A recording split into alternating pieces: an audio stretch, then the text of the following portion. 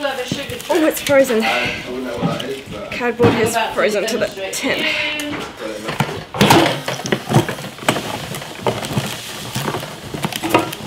Yeah, so we began just to do a kitchen. Like, I'm a cook and I can cook for like a good few hundred people in a field. So we just thought we'd bring the pans and the gas and just start cooking food. That was the simple beginning. We wanted to make a place where people could come together, which is why it's called the Ashram. And that's really what it has been all along. It's been somewhere for people that are refugees that can come and find some amount of home in a way. Like, because it's mainly refugees that we have here that like work and cook and, you know, share their stories here, and it's been an amazing place for that.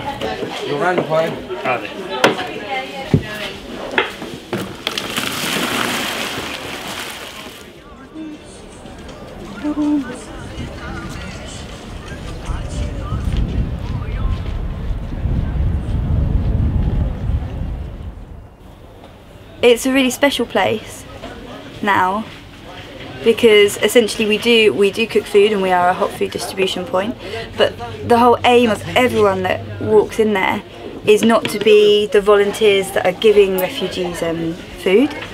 It's absolutely for every person who wants to pitch in and help and to become a community.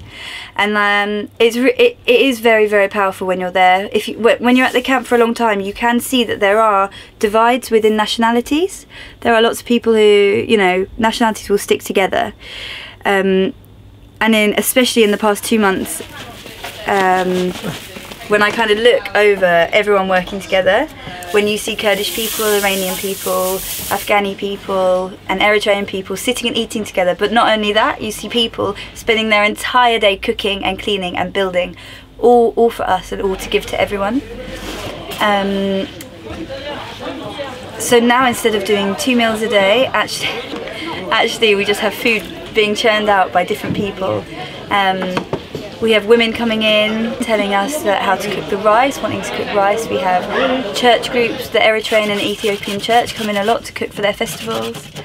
And it's really fantastic to see the diversity of how many people want to help.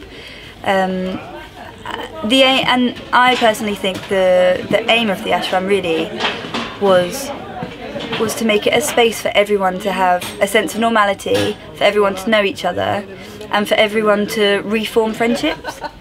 We know from a lot of our friends who are now in England, but who did live in the jungle before, every time we speak to them, they tell us how much they miss being in the ashram, and how much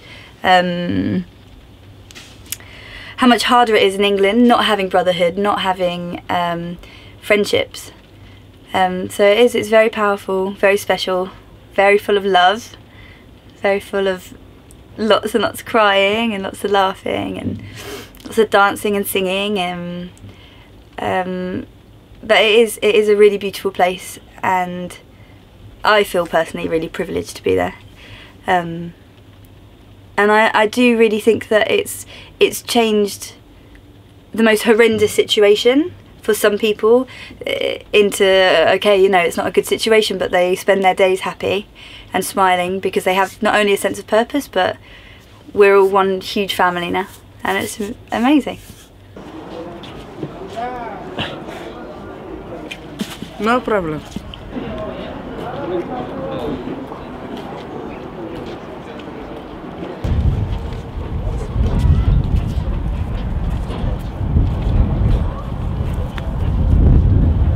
It's a kind of random chaos place with not as such organisation, you know, because it's just worked on a kind of magic. You know, people come when they do and they leave when they do, and somehow it always carries on and works. So yeah, it's been a very fantastic experience for a lot of people. I hope they'll take that away with them, you know, that they've just suddenly realised that someone that they thought was terrible because they were from another country are actually really cool, you know. They might have done some small piecework here, you know.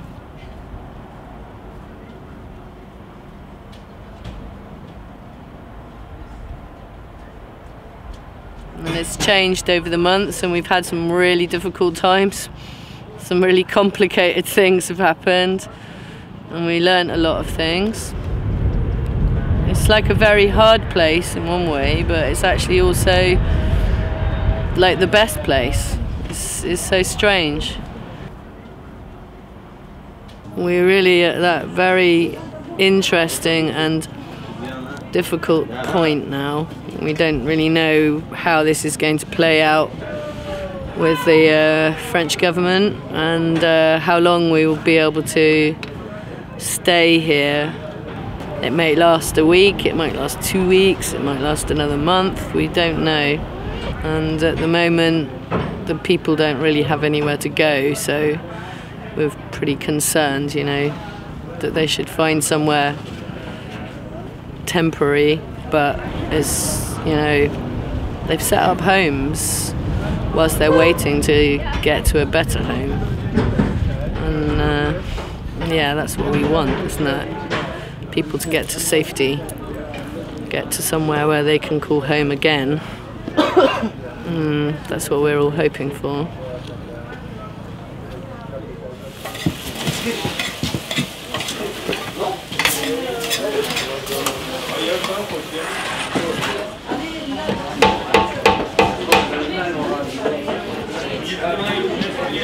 This is shoraba, food from Iraq. I am name is Abdul Mahdi. I chief number 1. I'm from Iraq, from Basra. I 5 days in here in jungles.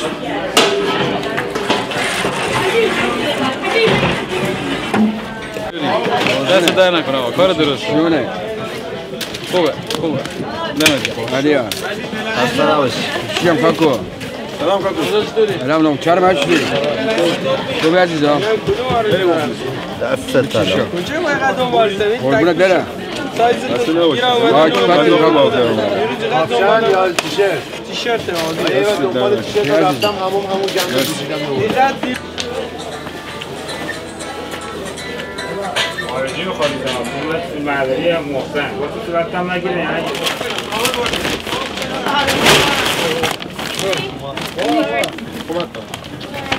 You want to join the chain?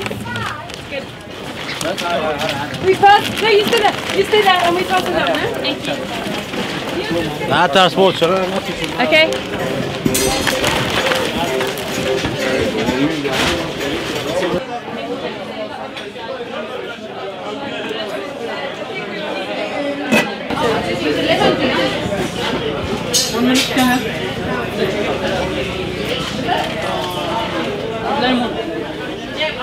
I feel that there's been a large group of long-term volunteers who have been there, who,